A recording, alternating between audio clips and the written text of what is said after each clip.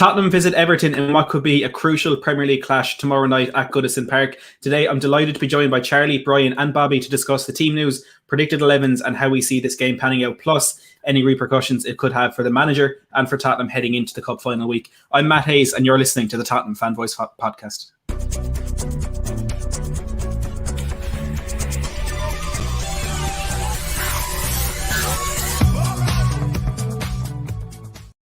Hello and welcome back to Matt Hayes Tottenham Blog, and as I said, it's a fantastic panel to preview what is a big game for Spurs. We of course face Everton at Goodison Park as our top four hopes peter out as we move into the week of the Cup final against Manchester City. It's a big one and there's a lot to get through, including team news for both sides, as a depleted Everton squad will be looking to do the double over Spurs. But before we do dive into that, let's introduce our fantastic panel. First of all, we got Charlie from Coy's Daily. Charlie, how are you getting on today? Yeah, good as always, and thanks for having me on, Matt. Yeah, I mean, I'm sure some of you saw on We Are Tottenham. Tottenham are just deflating me at the moment, completely taking every ounce of energy out of me. But look, as always, a bit of therapy on this panel here, and it's always great to be on your channel, Matt. Absolutely love it, Charlie. Always a pleasure having you on. As Tetrix Gain here says, we've got the GOAT. We've got Brian from Tottenham Away. Brian, how are you this evening? I'm doing very good. Thanks, Matt. It's brilliant to be on your show again. My head's getting bigger and bigger. I won't be able to get out the door that I'm in at the moment with the way my head's exploding. But no, it's great to be back on your show, mate, and very excited for the game tomorrow. Brian, look, same to you. It is always a pleasure having you on, and that game tomorrow is one that's, despite all the worries around Spurs, it's hard not to get excited for game day. But look, before we do get into it, last but certainly not least, we've got Bobby from Bobsport TV. Bob, thank you so much for your time today. How are you getting on? Thank you, mate. As always, absolutely honoured to come on shows like yourselves and Tottenham Away and soon to be Charlie's. Hopefully, fingers crossed, I'll make it. And then I've made it, mummy. But yeah, no, absolute joy to be. Hopefully, we can take any form of positiveness in this stream over to the boys for a must-win, another must-win game tomorrow. Yep. Exactly. Fingers crossed. And again, Bobby, thank you for your time today. As LDM1 here says, hit that like button. Please, everyone, do make sure to go down and hit that like button. If you're looking forward to this game tomorrow, do hit subscribe on the channel as well if you want to make sure you catch the watch along tomorrow night with Marcelo. And of course, a lot more content coming up as we build up to that final against Manchester City. And look, while you're down there, if you want to head into the description and click the link to get yourself one of these mugs, go ahead and do it. It's a good way to support the channel and getting a little something in return. As Rob here, the Last Minute podcast says, all jokes aside though, smash that like button. He's talking about Jose and he's asking not to be censored, but I can assure you, Rob, you will be censored. But look, let's dive straight into things. The news from Spurs on the injury front is that it just remains the same. Matt Doherty and Ben Davies will be out for this one. Charlie, it's kind of good news, isn't it? Yeah, I mean, look, it's never good for anyone to be injured. Of course, I don't wish anyone to be injured like those scumbag Arsenal fans did on that watch long. But anyway, we won't talk about them. But yeah, look, I guess it is kind of good news because we don't want Doherty and Davies playing. We don't want them anywhere near this team. So yeah, it's good that Jose won't be he won't have a choice to select them. I guess that's how you can look at it.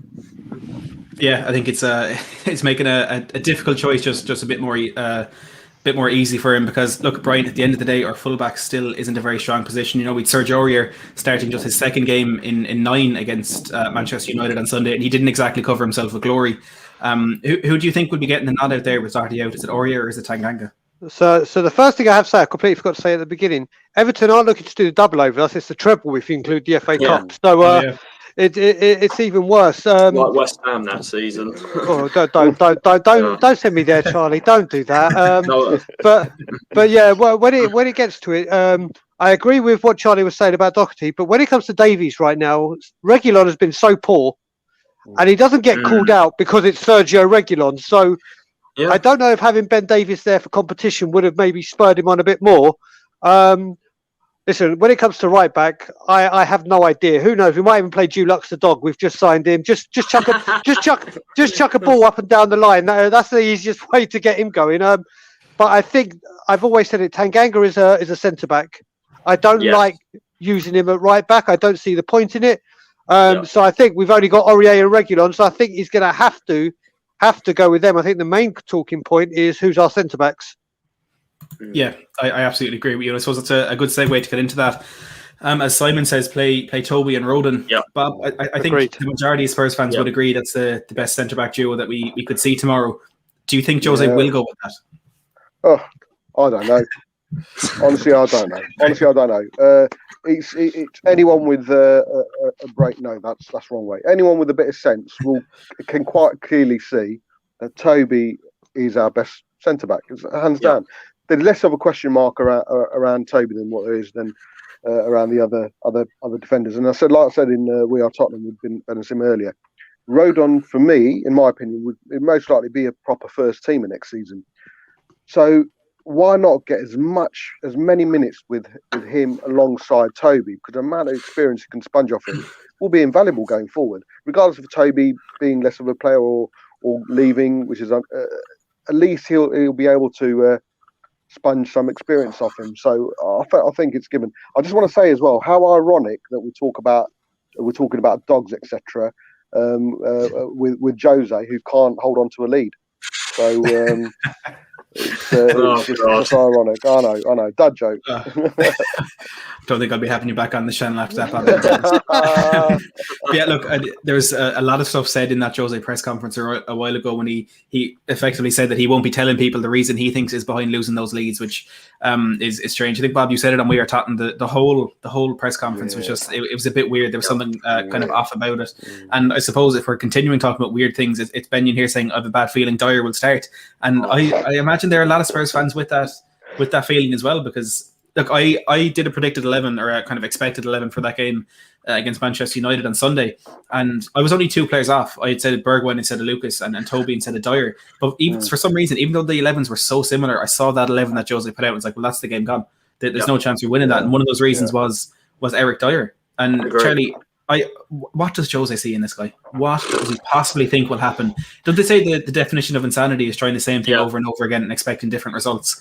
Isn't that what Jose is doing? Yeah, it just sums up this manager at the moment, literally.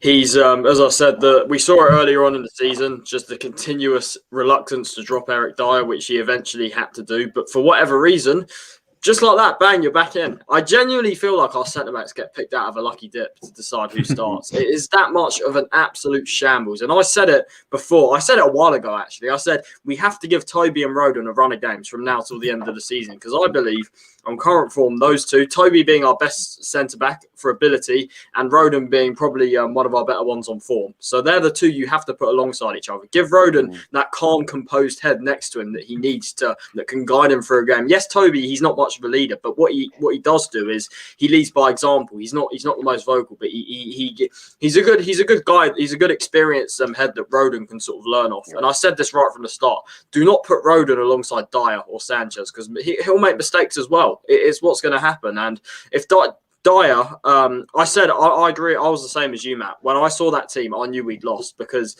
you just know every time Dyer plays, you know that 1 minute there'll be some outstanding block in there, and then the next minute he'll just cost us all the points. And he's cost us about, I think it's about 11 points alone this season. It might be a little bit less than that, but around that mark, I'd say from probably 9 to 11 points, he's probably cost us this season, to be honest. And like this guy, we've seen it all along. I said it last season as well. On the last day, and this is something I want to bring up as well, because it kind of goes under the radar a bit with Dyer, because you saw. This does relate to this game and the situation we're in now. But you saw the end of last season when we came back from lockdown.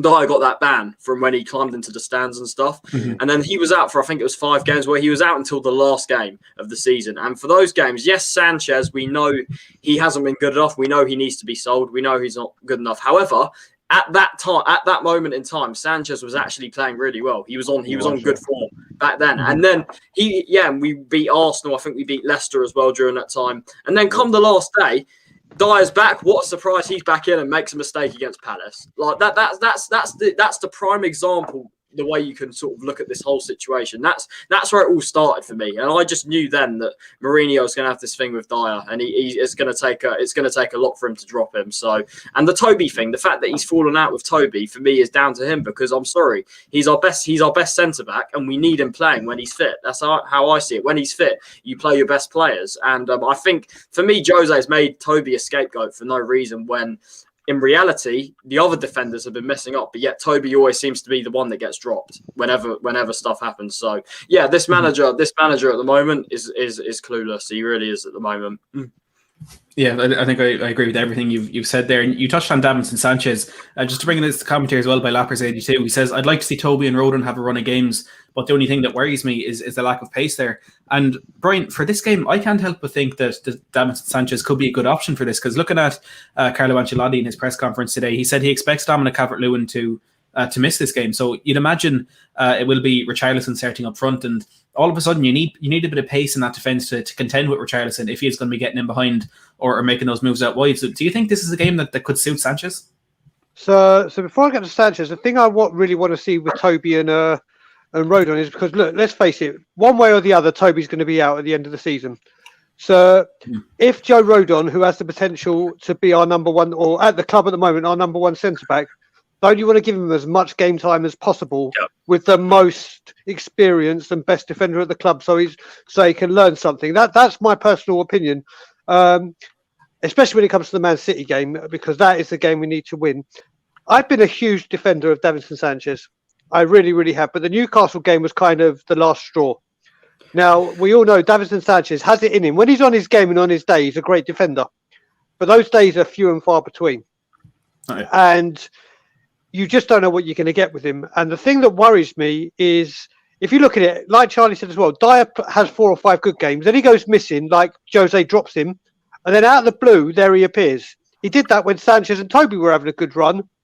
And I'm just worried, because Rodon's played 4 games now. I'm just worried if he chucks Rodon out, especially when he's cup tied and he can't play against Man City. But Sanchez, I know what you mean, because Richarlison's up there. But with the lack of pace, it's only Richarlison. Let's face it, he misses a lot more than he scores, I'd say. He is, don't get me wrong, his power and his pace is always a threat. But his finishing ability isn't as good as, let's say, a Dominic Calvert-Lewin. So I think this would be a prime game mainly for Rodon and Toby, so he can show him a bit of experience. And you've got to remember, Joe's got a bit of pace on him. He's no Davinson Sanchez, but if you're seeing Joe Rodon as the future of the club, or at the moment at the club, a guaranteed starter for next season, you've got to give him as much time with Toby as possible to soak up that knowledge and that experience. So I see where you're coming from, but I would still, if I was Jose, go with Toby and Joe. Yeah. Look, it's definitely a solid reasoning behind that. And on the point of Joe Rodon, playing alongside Toby is, of course, going to be incredible for him. And you have to look at him being coached by Eddie King as well. I think there's a lot of experience and a lot of knowledge, not only of the game, but of Spurs as well, that could help direct him towards perhaps a successful career at Spurs, hopefully, which is, of course, what does happen. I think we will be investing in centre-backs in the summer, but I can imagine he'll still be high up the pecking order next season, as we said, with Toby Alderweireld probably leaving. But Bobby, moving into the left-back role, as we were talking about there, Sergio Reguilón, quite disappointing. To be fair, it's only really been since he's come back from injury. Perhaps there's a long-term effect of whatever did keep him out. But do you think, as Brian pointed out, that maybe Davies' competition will be better for him? Do you think Reguilón is perhaps getting a bit complacent in his position in the squad? Yeah, definitely. Unfortunately, he hasn't. He hasn't been playing. And who would have thought? A few months ago we'd be crying out for Davies to come back into. Because personally, I want to see him. If Davies would fit, I'd pick him ahead of Reguilón. Is it a case of him needing a rest? I don't think so. I just think, like you guys have said, he's just got a bit complacent. Probably. I don't know, thinking better than what he is. I don't know. He's just not there.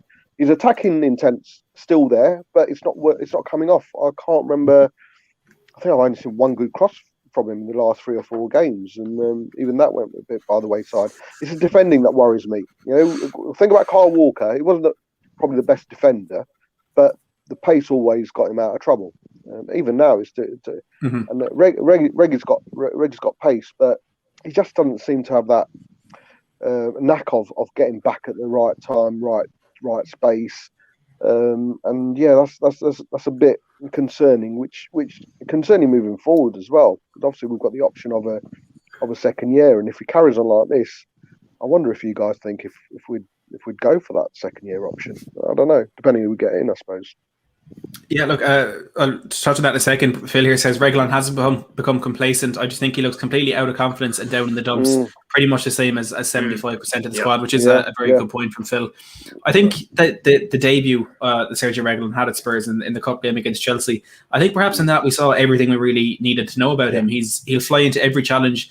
Sometimes he will overcommit himself, and at times it can lead to a goal being conceded, as it did on that day. But one thing is that he'll never let that confidence get him down. Despite that moment where he flew into that challenge on the left-hand side and cost us a goal to go 1-0 down, he continued to do that. And it was when he got his bearings and kind of understood the game a bit better, he was a lot better at that. But I think his style of play is something that relies a lot on probably confidence or good form, because putting in crosses like that, if you're having an off day, all of a sudden that cross is blocked by the first man, or it sails over Harry Kane's head in the box. And I think maybe with someone like him, it is a case just keeping him in there and waiting for that moment when he does kind of regain that form. Because that game against Crystal Palace, I think he was fantastic. That switch from Bale to Reguilón was on the whole time. And maybe Bale being out of the squad is something that affects him as well. I think, Matt, you've got to consider as well, mate. Him and Sonny had a really good relationship, and obviously Sonny being out injured and then coming back and not being on top form, maybe that had a part to play. Because they were linking up absolutely fantastic down the left, and with, like I say, Sonny losing a bit of confidence and a bit of form, and obviously being out injured, it became a bit of a stop-start relationship-wise with the person in front of him. So that could have played a factor. So there are numerous factors, but all we want to do is obviously see a Reggie from earlier on the season. Hopefully it will start against Everton. Yeah, absolutely. I've got Wayne Banner here coming in with a £5 super chat. Wayne, thank you so much for that. Absolutely, always 100% appreciated. Legend. Anyone else? He is an absolute legend. Anyone else? If you do want your comments read out and your questions answered, do make sure to put in a super chat. It's a fantastic way to support the channel. We do massively appreciate it. And as I said, be guaranteed to be read out. And what Wayne has to say is, it'll be interesting to see how many of the players turned up for the cup final all of a sudden. Got to go Toby and Rodon remaining league games. And look, as we said, we agree with you on that one. Toby and Rodon for the remaining league games. But on the point of that cup final, I think Charlie will come to you on this one. Do you think these players some of them who have kind of sacrificed a lot of their career to try and get success at Spurs, which is looking increasingly unlikely, do you think these players in this game against Everton tomorrow and Southampton on Wednesday will be playing for a place in that cup final and trying to prove their point to Jose Mourinho? You'd hope so, but at the end of the day, I think it depends who he picks, Jose, for these remaining games. Because look, we know the players that are behind Jose, that are playing well, the likes of Kane, Son, and Ndombele, Pierre. All these guys, they're consistent. Yes, performances have dropped a bit lately, but that's purely down to, you look at Højbjerg, he's been burnt out. I think this season, because he's had to play every game. So you'd hope that they would arise to the challenge of fighting for a place in the cup final. But at the end of the day, you never know with this team and these players, that a lot of these players, as we know, can't crack it under pressure. And if the pressure's on for them to try and earn a place in the cup final, then I'm sorry. There are players that I probably do trust, like the Kanes, the Sons, these guys. But then there's other players in that team which I just don't trust anymore. They've lost my trust as a supporter, to be honest, because they've bottled it time and time again. And I've said this before, that that we won't be able to progress until we get rid of a lot of these kind of deadwood players. So hopefully the players that he does pick against Southampton and Everton are kind of the players that he apparently trusts, and hopefully they can arise to the challenge. Yeah, I think my connection is getting a bit dodgy here, so I do apologise if I'm cutting out. But can you not hear me? Yeah. I apologise if my connection was out. But I think moving on to the midfield, I think as it was against United, is going to be a very, very important battle for this game. Looking at the Everton team things, Carlo Ancelotti said Alan and Andre Gomez will be fit to face Spurs in this one, with Fabian Delph and Bernard and Jean-Philippe Baman remain out for this one. So Everton, the whole way through their squad, really suffering with injuries. If we're looking at the defence, they'd be without Yerry Mina as well. So with that weak in midfield for Everton, a side that is often chopping and changing in there due to these injuries and suspensions and stuff. If Spurs, as we do have a full strength midfield, if Jose does go full strength, Brian, will come to you in this one. Do you think that midfield battle is somewhere we can really, really take control of this game and try and kind of take the game to Everton? So yeah, I mean, I've got a few things to say on this. And first of all, when it comes to, do I think the players will be trying to prove a point to get into that cup final? You've got to look at it as a double-edged sword, because they could also look at it as they don't want to make any rough tackles in case they get injured and don't make the final. So you've kind of got to be careful which way they do it. But the midfield area is, the last couple of games I haven't seen a midfield I've seen one midfielder, and that's been Pierre-Emile Højbjerg, who to me, I will always say on every show I go on, is the signing of the season. For me, he's our player of the season. Forget what Kane and Son have done. The work he does is like 3 men in one. And as I was saying to you just before when we were off air, this will be his 53rd game. And a majority of them are 90 minutes. And all right, he played well against Manchester United. And all right, but we've all seen that he's looked very tired recently. And if we stand any chance of winning the final, we need 100% raring to go, really psyched up Pierre-Emile Højbjerg. So I want to give him a rest, whether it be this game or Everton. He needs a rest. So I'm not too sure where we go about it. I mean, Tungi himself hasn't been himself. I don't know if you guys saw that video of him in training when he took 4 people out in one move. And we just haven't seen that on the pitch like we used to. He used to, I've never seen a player turn like him in all my life. He's like an ice skater. His turns are so incredible. But the midfield, so far, we haven't had a midfield the last few games. And there's so many different combinations. For once, I think we can honestly say no one has a clue what our best 11 is. No one has a clue what our best, if you break it down, defence, midfield, attack. I mean, attack is obvious. It's Harry Kane. But the other thing that has really bugged me when we talk about our lack of quality in depth, if you look at it, we're talking about these different positions and who should play in this position. Why is it that in the spine of our team, i.e. Lloris, Toby, Pierre, Son, Kane, it's only them. We have no valid replacements for them. Everywhere else, it's like, okay, we've got quality. Or we've got sufficient cover. And this has been our issue. So the midfield, I want Højbjerg to have a rest. Like I said, I don't know which game.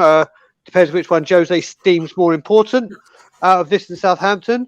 But with their injury depleted, we really, surely, even our lack of midfield work over the last 2 games should be enough to oversee Everton with all these injuries, especially Decore. Decore is a huge one.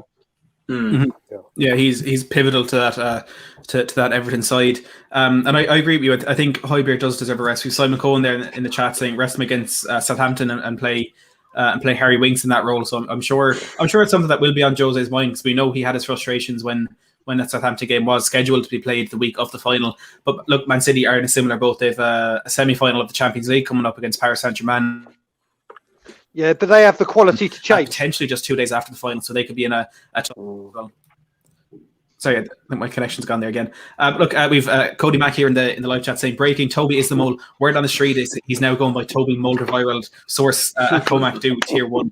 I'm not sure I agree with the tier 1 there, Cody, but very good there, Cody. He's our tier 1. Absolutely, he is. Everyone make sure to go follow Cody there at CoMac2 on Twitter.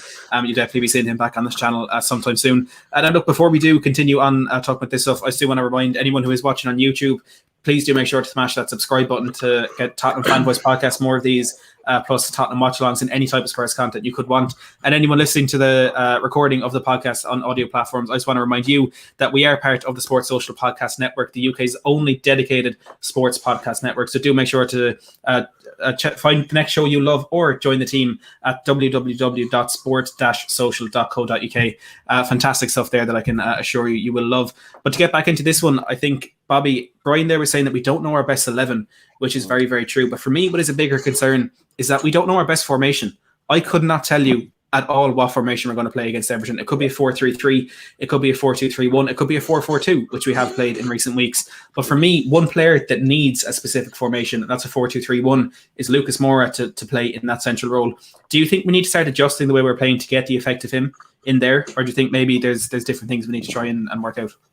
No. Lucas Moura has, and I think we said this in the last time I was on as well, Matt, is hands down our most effective number 10 this season. Going forward, who knows? Next season after, if he's there forever. But right now, he's our most informed player in the number 10. Like he does link up really well with the likes of Kane and Sonny, especially if them two are firing on all cylinders. And you're absolutely right. The fact we don't have a definitive starting 11, Matt, we don't even have a definitive identity, a way of playing. We don't know what we're going to go. Are we going to play low block? Are we going to go on the front foot? Are we going to press for the flanks? Are we going to keep it narrow? we still don't know that, and that's the most frustrating bit as well. Because if we had an identity, it'd probably be a bit easier for us to pick an 11 or pick certain individuals. The fact we don't have one just makes it harder and makes more of a guessing game, and hence the reason why it's very, very unlikely, I think, any of us have ever got a predicted first 11 right. I certainly haven't.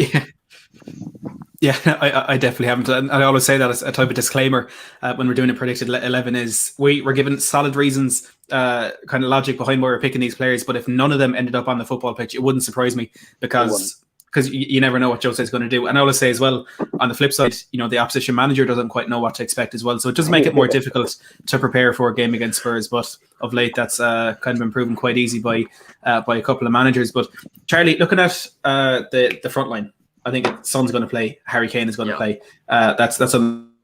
But on the right hand side, assuming Lucas is going to be playing centrally, which I think he does need to do. We've Aaron Binstead here chiming in saying midfield 3 of Højbjerg and Dembélé, Lo Celso, then play Lucas behind Kane and Son. How do you see that front line lining up? And if we do have a right winger in whatever formation we play, who do you think should get the nod? So of course Lucas, we know he's most effective in that number 10 role because we know he likes ball to feet. He's not the player that's going to run in behind and defensive. So he has to play in that number 10 role. Obviously you said Kane and Son obviously nailed on starters, but on that right hand side, first of all, the fact that he's been playing Lo Celso there has just been a really terrible decision because he's not a right winger. Lo Celso, he is not a right winger. Whenever he plays on the right, he gets lost in games completely. If you're going to play Lo Celso, he needs to play in the centre, not on the right, because on the right he just gets wasted. So for me, do you think it's fit, Charlie? Do you think it's fit, mate?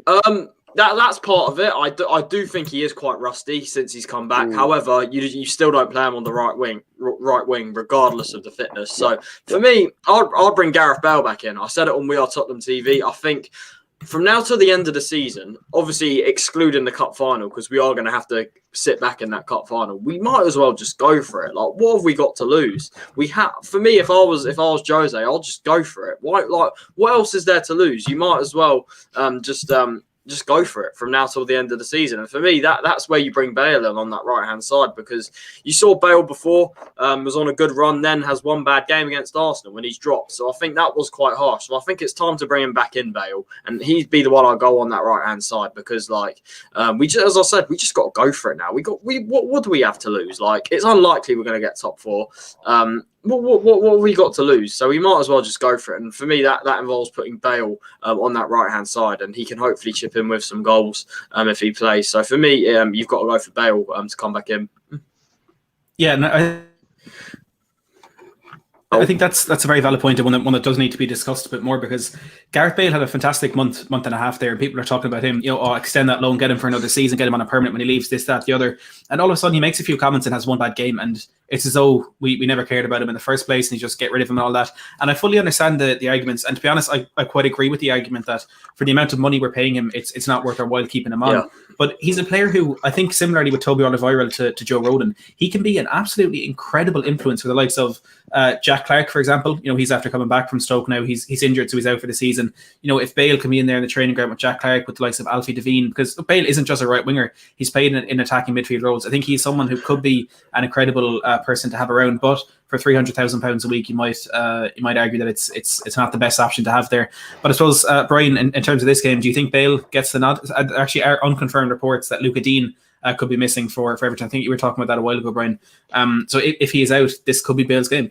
Yeah, I mean, I mentioned that on We Are Tottenham TV, and the thing is as well, I don't know what Jose Mourinho's problem is with trying to change players from one position and put them in another, like Tanganga, playing him at right back. Why is he trying to get Gio into a game at right midfield? He's not a right midfielder.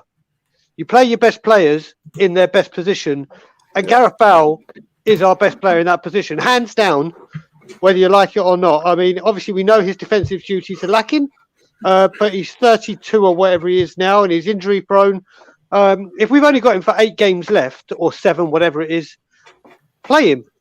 playing. What we got to lose? I mean, I said on We Are Tottenham TV, I think it was after the Newcastle game, that as soon as top 4 is done, like mathematically, I want to see Scarlett, who's unfortunately picked up an injury, Divine, and all the youngsters play, because at least they'll fight for the badge, at least they'll put in a performance, and at least they'll leave everything on the pitch. I mean, Gareth Bale for me is a no-brainer, especially if Luca Dean is out, to just terrorise that pitch, terrorise that flank. And let's face it, like you said, it's got ridiculous now. In our team, it's like you can have 5 games playing well, say one stupid thing or one thing gets taken out of context from the media, and then you're on the bench. And the only way back is if your name is Eric Dyer, because you've got 486 lives. I just don't understand it. So I'm completely with Charlie. I think I was on straight after Charlie on We Are Tottenham TV, and I echoed it. I think 100% you have to start with Bale. Yeah, I think I agree on that one. Bob, we'll get you to chime in on that one quickly, because you made a little grimace there. Do you agree with that? Yeah, no, it's a personal thing for me. You know what I'm like with personal opinions. Bale for me has played well in 4 games in all season.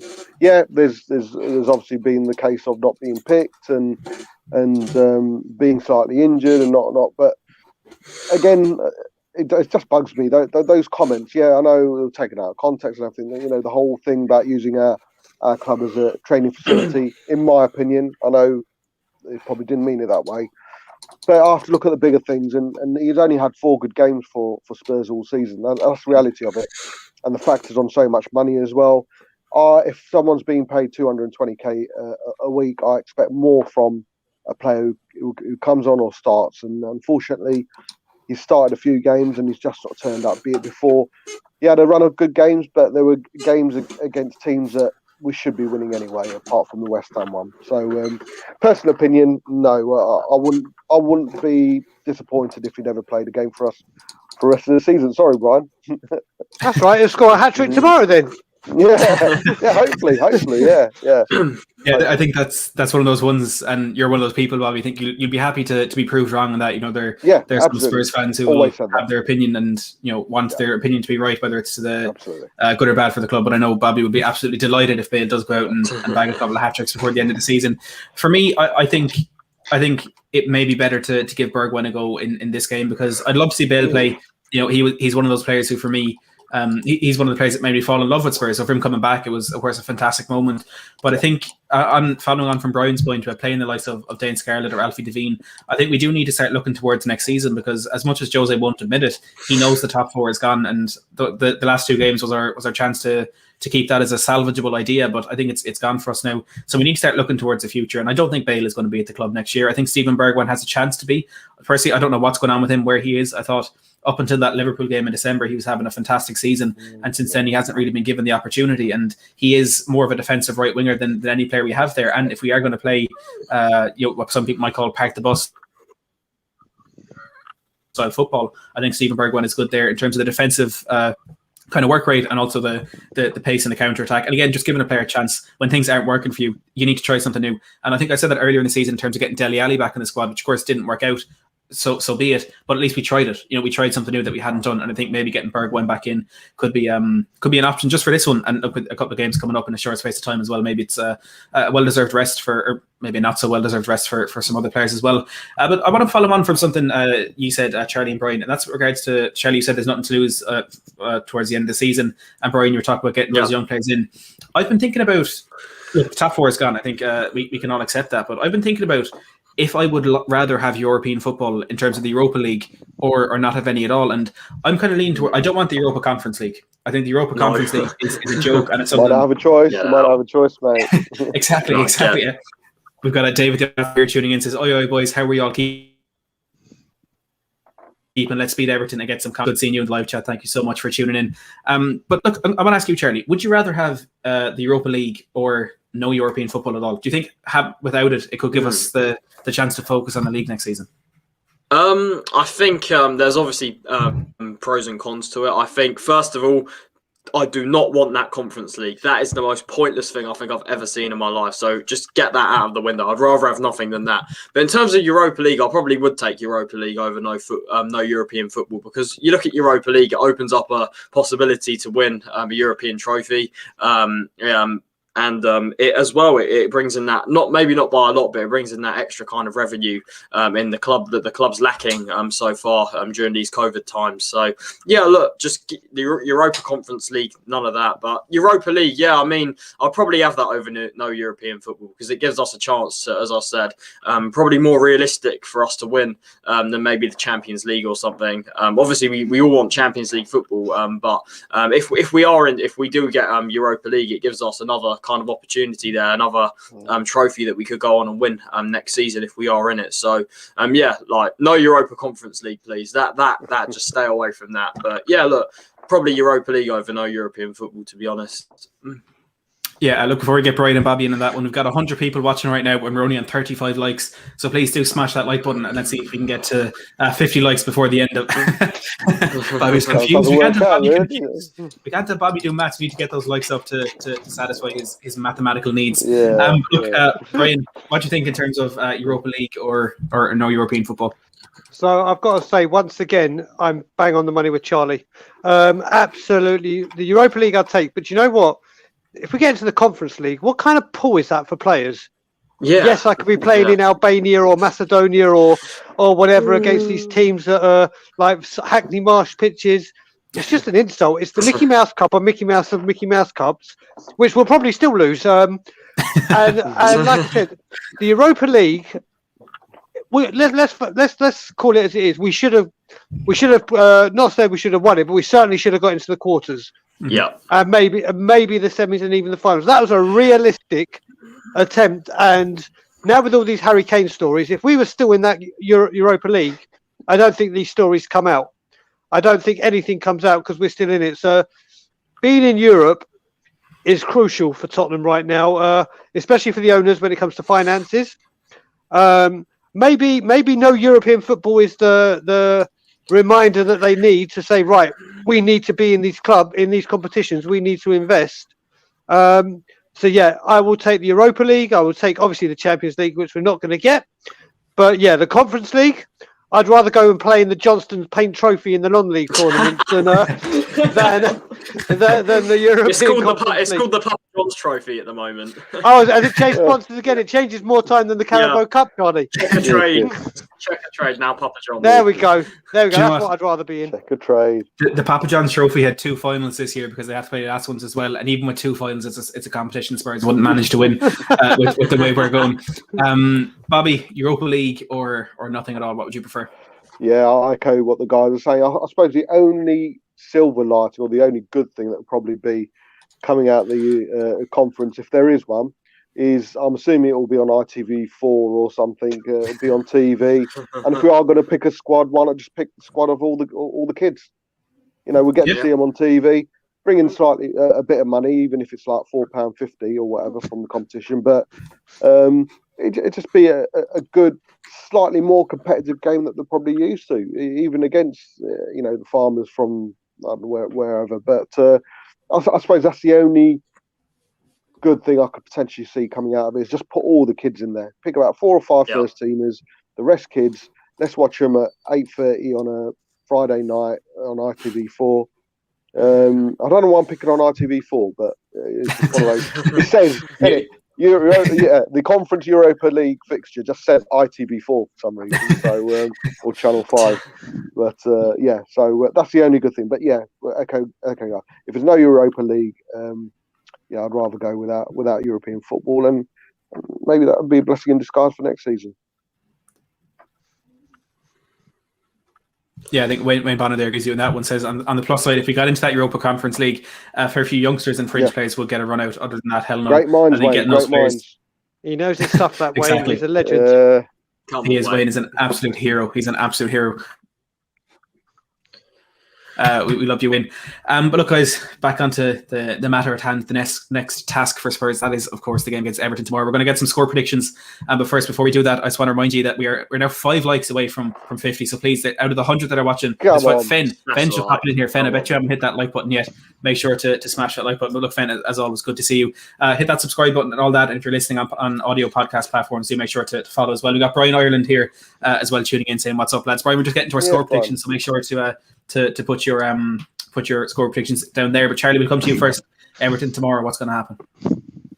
Oh God. Obviously, I'm not confident for anything at the moment. Really. My head and heart are saying two different things. My heart is saying we're gonna nick it. We're gonna nick it 2-1. Because you look at Everton with their injuries, with Calvert-Lewin now, it gives me a glimmer of hope. I'm just clutching at straws at this point. I really am, with everything when it comes to Tottenham. But I don't know, my head's telling me 1-1. The weird thing is I can't actually see us losing this game, which might sound as weird as it sounds, but I don't think we'll lose this game. However, I can definitely see it being one of those draws where it's just pathetic and we just throw away points like it's nothing. So I'm not confident, and I'm probably going to go in my head. I'm just going to go 1-1 because Spurs are just draining the life out of me at the moment.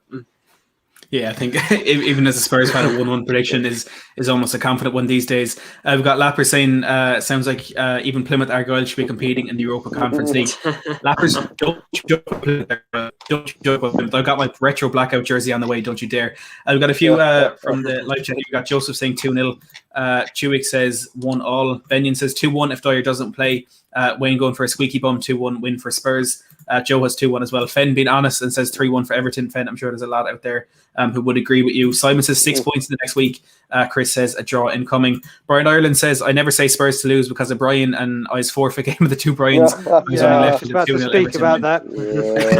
Look, you can tell us all about that forfeit, Brian, then give us your score prediction.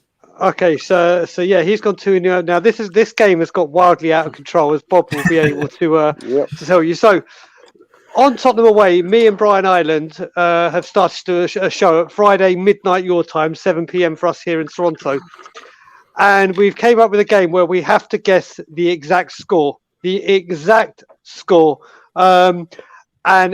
we have forfeits, and all the panels that come on have forfeits. So we've got people. The great Bob here has said that if his score is right, Brian Ireland and I every 15 minutes have to start singing Barbie Girl on our next podcast. It doesn't matter who's talking or doing what. There's ones where I have to have by Cody, where I have to shave my head, shave my beard, put on my glasses and the suit, and have the name tag saying I am Daniel Levy. So Brian Ireland has now gone 2-0 Everton, and if he wins 2-0 Everton, I've got to have Gooner Lover written on my cheeks with red lipstick.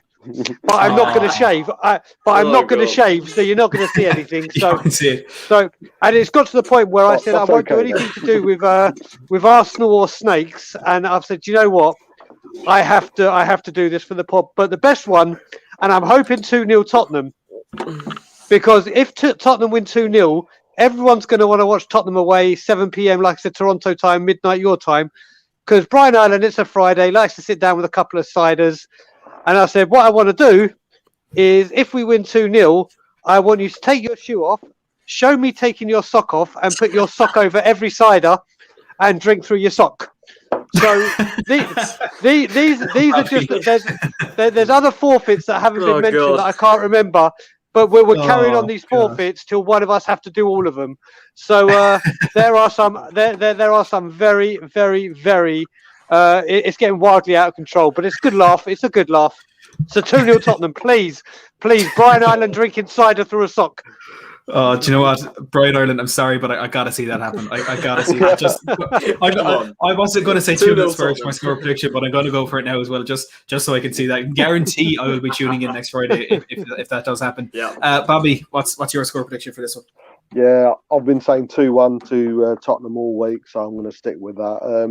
Heart will always rule overhead. I've had 35 years of doing that, so 2-1 Spurs, Harry Kane, and I hope Bale proves me wrong and scores a last-minute winner. Fingers crossed. Brian Ireland says, I take it for a 2-0 Spurs win.